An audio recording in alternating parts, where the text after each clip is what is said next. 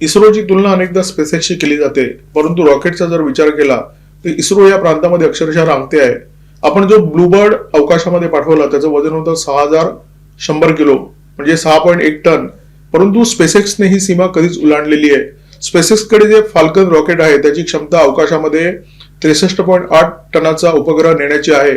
पृथ्वीच्या सगळ्यात खालच्या कक्षेमध्ये हा उपग्रह स्थिर स्थावर करण्याची क्षमता या फाल्कनमध्ये आहे.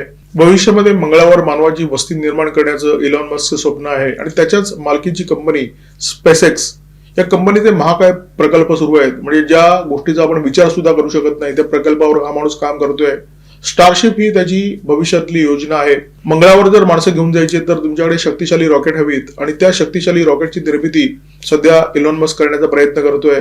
म्हणजे जर एकदाच तुम्हाला वजन अवकाशामध्ये घेऊन जायचं असेल तर 250 टन वजन नेता येईल अशा प्रकारची रॉकेट्स हा माणूस निर्माण करतोय. आणि जर त्या रॉकेटचा तुम्हाला वारंवार वापर करायचा असेल म्हणजे एकदा गेला परत आला एकदा गेला परत आला अशा प्रकारचा वापर करायचा असेल तर 100 ते 150 टन वजन हे रॉकेट वाहून नेऊ शकेल. अशा प्रकारची रॉकेट निर्माण करण्याचं काम स्पेसएक्स ही कंपनी करते.